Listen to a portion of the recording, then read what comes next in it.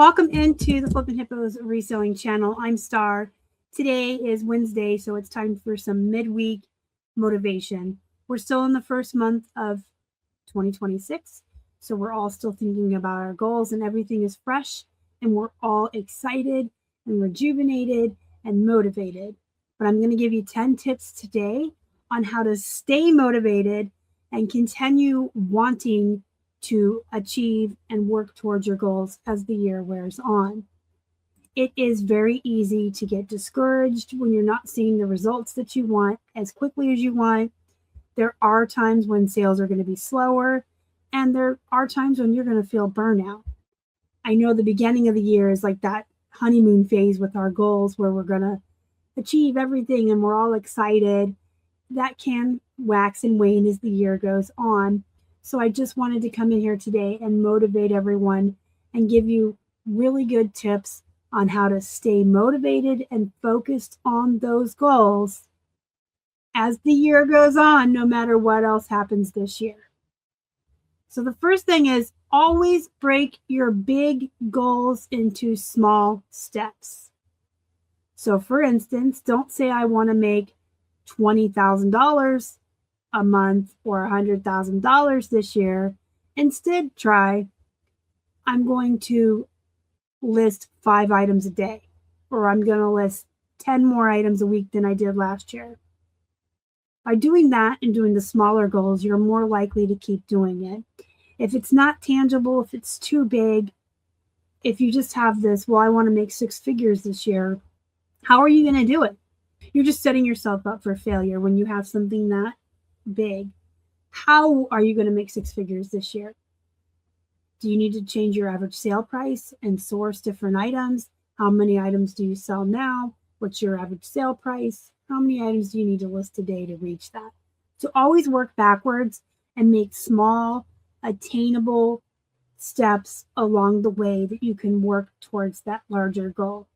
If you just say, I'm going to make 6 figures this year, by March, you're going to be petered out. You're not going to know how you're going to do it. So make sure you have scalable wins. Track effort, not your sales. Sales fluctuate, effort is consistent. So you want to track the number of listings you're creating, the drafts you're doing, how many items you've photographed, how many items you've cross-posted to different platforms, how many items you've sourced. Seeing progress will help you stay motivated. If you do have the need to track your sales, I always tell people I don't recommend doing it daily. There can be weeks where your whole week from Monday to Sunday, you sell 100 items and 95 of those were on Saturday. So Monday through Friday, you didn't have any sales and you're discouraged. These are examples, and say you have a week where you sell 20 items a day. By the end of the week, you've sold 140. So with these examples, I think you can understand why I say don't try to track it every day. If you have a goal of how much money you need to make monthly or how much you need to net monthly, look at it weekly or monthly, because there will be times when your sales are going to fluctuate up and down. And as long as you're meeting your overall weekly or monthly goal, you should be okay. But daily is so different. You can make the same amount every week for 4 weeks and have different amounts on different days. I hope that makes sense. So track things that you really can, that make you feel like you're progressing, make you feel like you are achieving something, because that's what will keep you motivated. So when you have those goals broken down into those smaller steps, did I list my 10 today? Did I source my 5 today? Whatever your goals are. This is one of my favorites. Number 3, I have done entire videos on remember your why. Remember why you do this. Is this extra income for your family? Are you disabled and this is all you're really able to do? Do you need the flexibility? Do you have to have a job that works around your family? Do you like working from home? Are you paying off debt? Whatever your why is specifically to you, remember that. And in fact, I suggest writing it down somewhere. If you have a dry erase board, or a corkboard or somewhere in your office where you keep your goals and things, write it down. This is my why.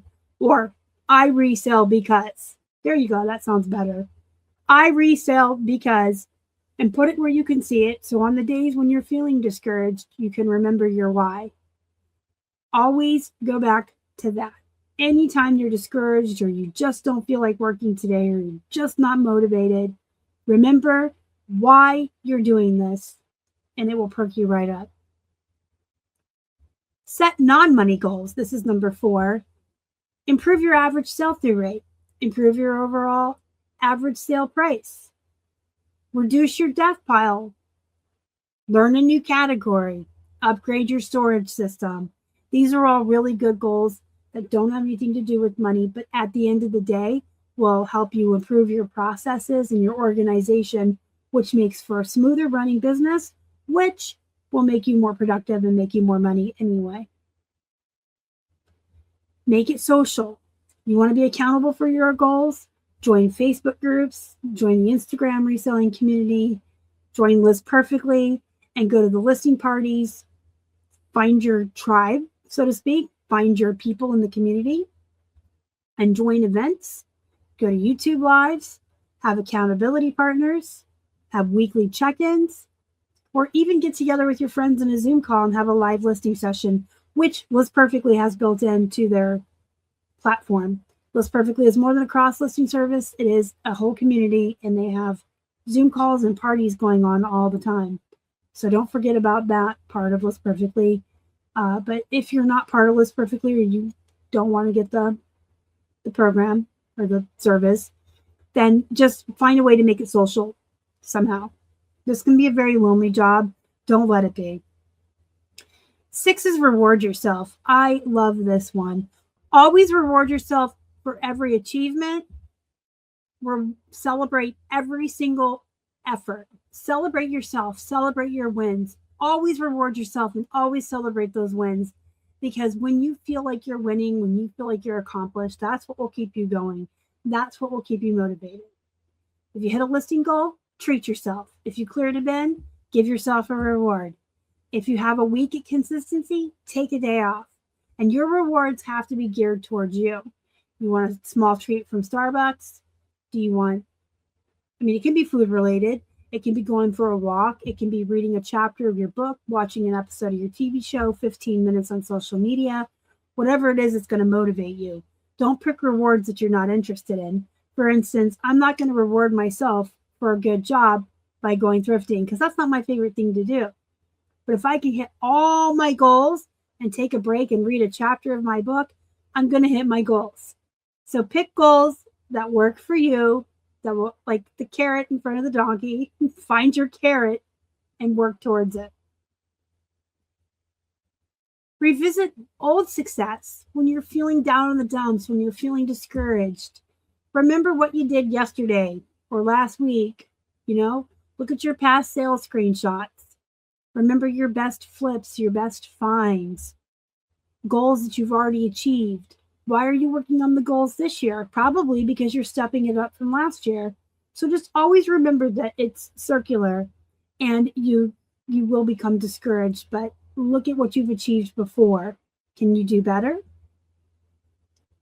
Rotate your tasks to avoid burnout. This is so important.